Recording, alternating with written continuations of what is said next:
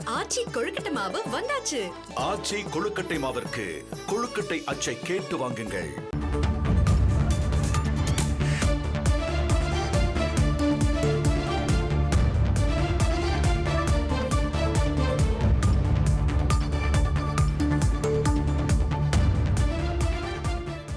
முதல்வர்கள், அமைச்சர்கள் கைது செய்யப்பட்டு 30 நாட்கள் சிறையில் இருந்தால் அவர்களை பதவி நீக்கம் செய்ய புதிய சட்டம் மக்களவையில் இன்று அறிமுகம் செய்கிறார் உள்துறை அமைச்சர் அமித் ஷா. இது பற்றிய மேலும் விவரங்களை செய்தியாளர் ரமேஷ் வழங்க கேட்கலாம்.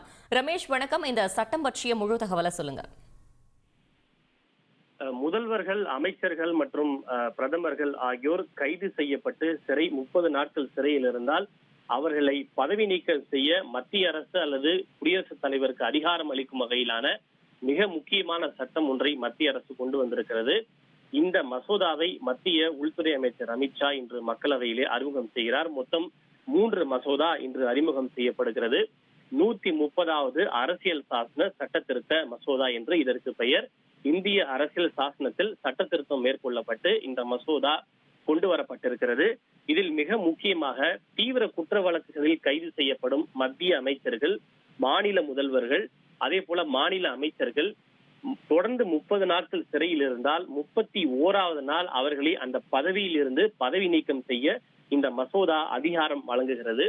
குறிப்பாக டெல்லி முதல்வராக இருந்த அரவிந்த் கெஜ்ரிவால் ஊழல் வழக்கில் கைது செய்யப்பட்டு சிறைக்கு சென்ற பிறகும் பல மாதங்கள் அவர் சிறையில் இருந்தபடியே முதல்வராக தொடர்ந்தார். அவர் சிறையில் இருந்து 6 மாதத்திற்கு பிறகு வெளியே வந்த பிறகுதான் தன்னுடைய முதல்வர் பதவியை ராஜினாமா செய்தார். தமிழக அமைச்சராக இருந்த செந்தில் பாலாஜி அவர்கள் கூட கைது செய்யப்பட்டு சுமார் ஓராண்டுக்கும் மேலாக அவர் சிறையில் இருந்தபடியே அமைச்சராக தொடர்ந்தது குறிப்பிடத்தக்கது. இந்த சூழ்நிலையில் தான் இந்தியாவில் இத்தகைய தீவிர குற்ற வழக்குகளில் கைது செய்யப்பட்டு சிறையில் இருப்பவர்களை பதவி நீக்கம் செய்வதற்கு முறையான எந்த விதமான சட்ட வழிமுறைகளும் இல்லை. அதற்கு ஒரு முடிவு கட்டும் வகையில் தான் மத்திய அரசு இது போன்ற ஒரு மசோதாவை கொண்டு வந்திருக்கிறது.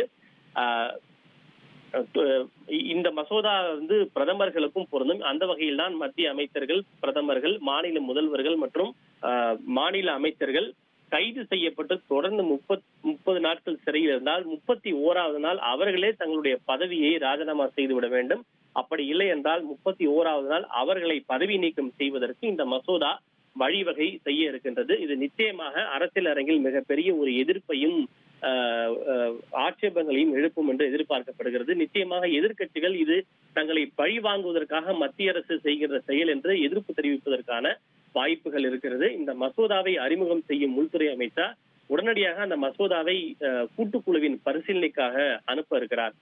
குறிப்பாக இந்த மசோதாவில் மத்திய அரசு தெரிவித்திருக்கக்கூடிய கருத்துக்கள் அரசியல் அமைப்பு ஒழுக்க நெறி மற்றும் நல்லாட்சியின் கொள்கைகளை முறியடிக்கலாம் அல்லது தடுக்கலாம் என்று குறிப்பிடப்பட்டிருக்கிறது. யூனியன் பிரதேசங்களை பொறுத்தவரை தற்போதைய சட்டத்தில் பொருத்தமான ஏற்பாடுகள் எதுவும் இல்லை எனவும் 1963 சட்டத்தை திருத்த வேண்டிய அவசியம் உள்ளதாகவும் மசோதாவில் குறிப்பிடப்பட்டுள்ளது. இது அரசியல் சாசன சட்ட திருத்த மசோதா என்பதால் இதனை நிறைவேற்றுவதற்கு நாடாளுமன்றத்தின் இரு அவைகளிலும் 3/2 பங்கு பெரும்பான்மை உறுப்பினர்களின் ஆதரவு அவசியம் என்பதும் குறிப்பிடத்தக்கது. தகவல்களுக்கு நன்றி ரமேஷ்குமார்.